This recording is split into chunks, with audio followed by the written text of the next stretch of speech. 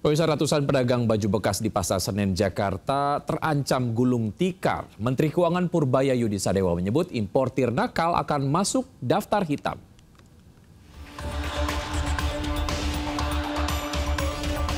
Aktivitas yang ada di sini memang dari para pedagang masih aktif berjualan pakaian bekas atau thrifting, dan juga masih banyak sekali diburu oleh masyarakat yang ingin membeli baju-baju bekas atau baju-baju second yang terkenal dengan harganya yang murah. Meski masih ramai transaksi, ratusan pedagang baju bekas di Pasar Senen, Jakarta Pusat kini was-was. Para pedagang terancam gulung tikar usai Menteri Keuangan Purbaya Yudi Sadewa berkali-kali menyebut siap memberangus impor baju bekas ilegal. Tak main-main, Purbaya bahkan mengancam memasukkan importir nakal ke daftar hitam secara permanen demi menutup celah impor baju bekas. Pernah bilang kan, tanya ke orang Bea Cukai apa hukumannya hanya ditaruh di mereka, barangnya dimusnahkan, terus orangnya dipenjara. Saya bilang saya rugi, cuma udah ngeluarin uang buat musnahin barang, terus masih makan orang lagi. Jadi nanti barangnya dimusnahkan, orangnya denda, dipenjara juga, dan akan di blacklist.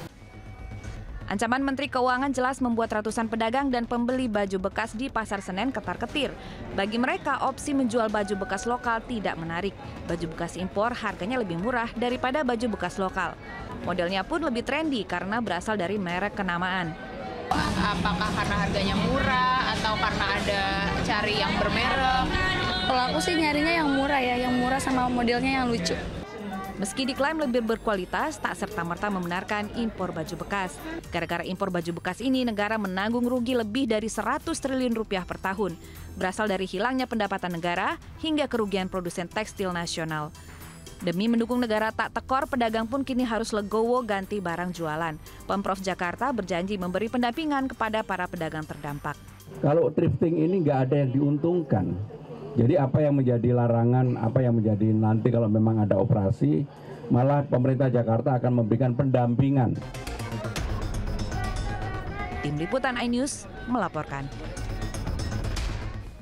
Pemirsa, seperti jamur di musim hujan, mikrodrama China tumbuh subur menggoda pejabat, konten kreator, hingga warga biasa untuk menontonnya. Tak tanggung-tanggung, drama berdurasi hanya 3 menit itu bahkan meraih keuntungan fantastis hingga ratusan triliun rupiah.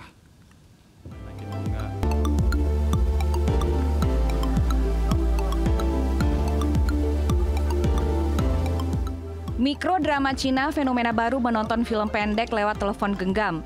Menteri Keuangan Purbaya pun ikut keranjingan, menontonnya saat ada waktu luang. Kalau stres, dugaan saya ya. Saya itu nonton drama Cina yang pendek-pendek itu. Oh iya. Dan bagi konten kreator Clara Sinta, kepopuleran mikrodracin justru menggoreskan kenangan buruk dalam rumah tangga mereka. Mikrodrama Cina menjadi salah satu alasan perpisahan Clara dengan sang suami. Itu aja, sama kadang-kadang kalau malam dia tuh suka ngeliatin drama Cina. Konflik kita tuh aja.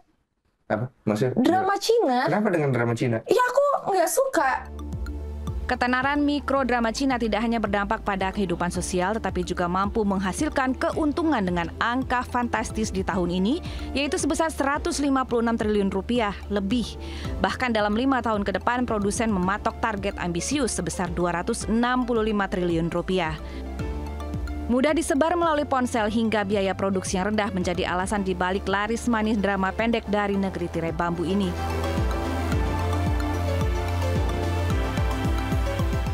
Ceritanya yang singkat berhasil membuat penonton penasaran, bahkan tak segan merogoh kocek hingga Rp100.000 demi paket berlangganan untuk provider tertentu. Bila terus-terusan mencuri hati dunia, maka bersiaplah drama Korea dan drama Jepang gigit jari. Lihat saja, sepanjang tahun 2024 hingga 2025, mikrodrakor hanya menyumbang 7,5 triliun rupiah. Penurunan ini juga dirasakan di drama Jepang. Kesuksesan mikrodrama Cina bisa menjadi inspirasi khususnya bagi dunia perfilman dan sinias di Nusantara untuk lebih berkreasi. Tim Liputan iNews melaporkan. Pemirsa, Indonesia Comic Con 2025 di JICC Jakarta menjadi perayaan budaya pop terbesar yang memadukan dunia komik, anime, kemudian film, game, dan musik dalam satu panggung. Ajang itu juga menghadirkan games interaktif untuk para pengunjung.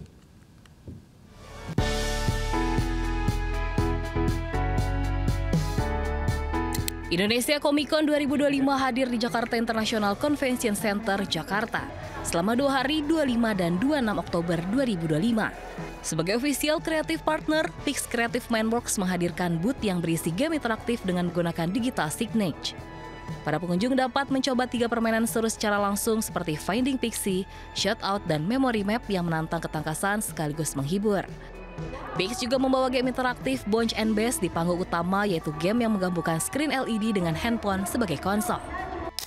Visi kami adalah menghadirkan Pix sebagai pelopor integrasi AI dan animasi di industri OOH di Indonesia, menghadirkan dunia yang makin hidup di setiap sudut kota.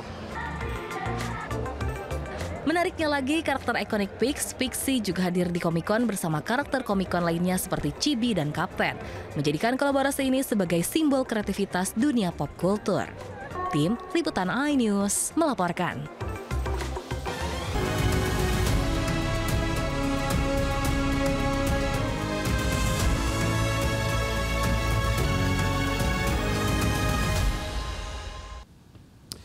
Pemirsa, tampil perkasa tim voli putri Indonesia melibas Thailand dalam semifinal cabang olahraga voli Asian Youth Games Bahrain 2025. Kemenangan itu memastikan timnas voli putri Indonesia melaju ke final dan mengamankan medali untuk Indonesia.